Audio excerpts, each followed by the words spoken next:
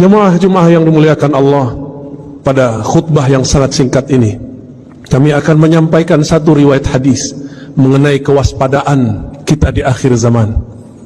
Suatu kali diriwayatkan bahwa Sayyidina Ali dalam hadis Bukhari, begitu juga hadis Muslim, mengirimkan Ghunaimah atau Zuhaibah beberapa emas, beberapa harta rampasan perang tentunya, dikirim dari Yaman ke Madinatul Nabi, Madinah At-Tayyibah, Madinatul Rasul sallallahu alaihi wasallam. Sampai di Madinah, baginda Nabi sallallahu alaihi wasallam membagikannya kepada sahabat-sahabat yang berhak, yang merasa yang mereka dianggap paling berjasa dalam Islam. Setelah pembagian selesai, tiba-tiba ada seseorang datang kepada baginda Nabi sallallahu alaihi wasallam, menerobos safnya para sahabat. Apa kata orang ini? Ya Rasulullah, ittaqillah. Begitu riwayat Imam Bukhari. Wahai Rasul Allah, takutlah kepada Allah, takwalah kepada Allah. Coba bayangkan, siapakah yang paling bertakwa di dunia ini? Bukankah itu Rasulullah? Dalam riwayat yang lain, ya Muhammad, i'dil ya Muhammad. Hei Muhammad, berbuat adillah engkau. Ternyata orang ini merasa pembagian untuknya tidak banyak.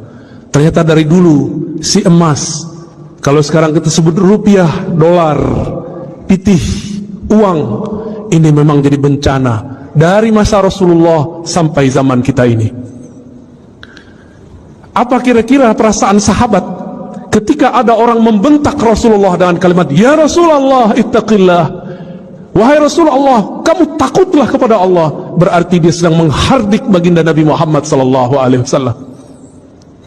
Apakah Nabi membalas? Tidak. Apakah Nabi membalas dengan kata-kata kasar? Tidak. Nabi diam. Itulah Nabi Muhammad sallallahu alaihi wasallam.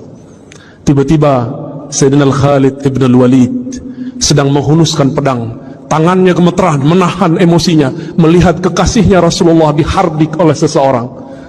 Apa kata Khalid? Wahai baginda, izinkan aku untuk menebas lehernya. Apa kata Nabi SAW? Nabi dihina tapi beliau tidak membalas menghina. Apa kata beliau? Biarkan dia, mungkin dia masih sholat. Wahai Rasulullah, dia tidak sholat dengan hatinya, hatinya busuk wahai Rasulullah. Apa kata Nabi kepada Khalid? Wahai Khalid, aku tidak diperintahkan an unaqiba ma fi sudurin nas.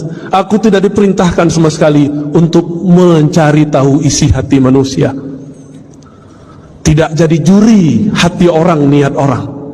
Akhirnya Khalid langsung memasukkan pedangnya yang tadi sudah hampir terbang melayang, membunuh orang yang kurang ajar kepada baginda Nabi sallallahu alaihi wasallam. Lihatlah akhlak beliau, dicaci, dihina, biasa saja, tidak balas menghardik, diam, dibiarkan. Kenapa? Ternyata di saat itu beliau dapat wahyu. Apa isi wahyunya? Beliau mengatakan, sayakhruj min di'di hadzal rajul, akan keluar dari generasi laki-laki tadi yang menghardik baginda Nabi sallallahu alaihi wasallam, qaumun yatluna ayatillah, sekelompok orang yang mereka fasih baca ayat Allah, yatluna ayatillahi ratba, baca ayat Allahnya sangat fasih, hafalannya ratba, sangat banyak dan lancar. Tetapi Al-Quran yang dia baca tidak tembus kepada kerongkongannya, apalagi ke dalam kalbunya. Tapi kemudian Nabi bersabda, inilah kalam yang sangat berbahaya. Inilah kalam yang disimpan Nabi. فَإِذَا لَقِيتُمُوهُمْ فَقْتُلُوهُمْ, jika engkau bertemu mereka. Inilah yang sulit diterjemahkan. Apa terjemahan faqtuluhum? Apakah diartikan membunuh atau diartikan memerangi? Ulama kita memilih untuk zaman sekarang diartikan, maka faqtuluhum bimakna faqatiluhum, maka perangi mereka. Dengan cara apa? Dengan cara mereka memerangi kita. Jika mereka memerangi kita dengan cara opini, perang lawan opini. Jika mereka mulai mengganggu ketenangan hidup kita secara keamanan, barulah kita angkat senjata berjihad fisabilillah. Apa yang menyeramkan dari kalimat tadi? Bukan kalimat faqtuluhum semata, tapi yang membuat kita sedikit agak bingung. Sebenarnya tidak bingung. Apa itu? orang ini yang disuruh Rasulullah untuk diperangi, ternyata mereka hafal ayat Allah, lancar baca kitabullah, tapi kitabullahnya tidak tembus sampai kepada kalbunya. Apa media supaya banyak orang baca ayat-ayat Allah? Tentu ada ma'had tahfiz, rumah-rumah tahfiz. Maka di akhir zaman ini banyaklah rumah tahfiz. Ternyata inilah maksud Rasulullah. Nanti di akhir zaman kalian akan menemukan banyak rumah-rumah tahfiz. Apakah semuanya salah? Belum tentu. Semuanya benar? Belum tentu. Jika bersumber pemahamannya, seirama pemahamannya dengan orang ini yang dia merasa suci, bahkan berani mengkritik baginda Rasulullah. Rasulullah sudah wafat. Kalau zaman sekarang mereka berani su'ul adab kepada para guru, para masyayikh, kita boleh menasihati orang, tapi jangan menghardik orang. Orang-orang ini menjadikan ayat sebagai alat untuk menghardik.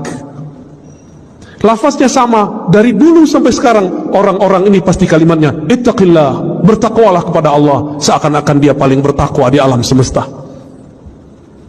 Jemaah Jumat yang dimuliakan Allah, maka rumah tahfiz yang kita bina, ma'had tahfiz yang kita punya, yang kita wakafkan, harus betul-betul dijaga. Jangan sampai kesusupan pemahaman pengikut orang yang ini. Mohon kita semua menjadi pengawas lembaga-lembaga wakaf. Mohon kita menjadi semua pengawas rumah-rumah tahfiz. Apakah ini mengajarkan kurang ajar kepada Rasulullah, kurang ajar kepada pewaris Rasulullah, atau mereka yang mengajarkan cinta kasih, adab kepada wali Allah? Bapak, saudara, sahabat, jamaah Jumat yang dimuliakan Allah, berdasarkan hadis ini, ulama-ulama kita sekarang mulai kebangkitan, mulai sadar. Kita mesti bersanad, mesti bersilsilah, mesti berguru dalam ilmu apa saja. Bagian akhir yang kamu sampaikan, ketika awal abad kedua, Al-Imam Muhammad ibn Sirin,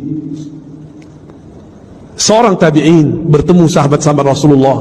Ketika banyak orang hafal Quran dan Sunnah, tapi pemahamannya tidak sesuai dengan yang dihafalnya, maka beliau mengatakan, فَإِذَا ظَهَرَتِ الْفِتْنَةِ, ketika kekacauan sudah mulai muncul, maka kami bertanya, سَمُّوا لَنَا رِجَالَكُمْ. Begitu diriwayatkan oleh Imam Muslim.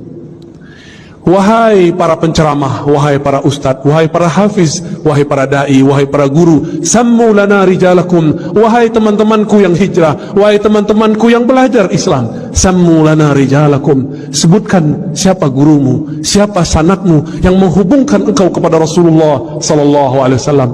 Inilah pentingnya berguru. Berguru itu adalah jaminan kesahihan. Imam Bukhari berguru hampir 2000, Imam Abu Hanifah bahkan 4000, Imam Ibnu Hibban bahkan 2000. Kita baru berguru 1-2 guru sudah berani memfotnis orang yang berbeda. Betapa naifnya dia ini, betapa kelirunya kita, berapa emosionalnya kita beragama.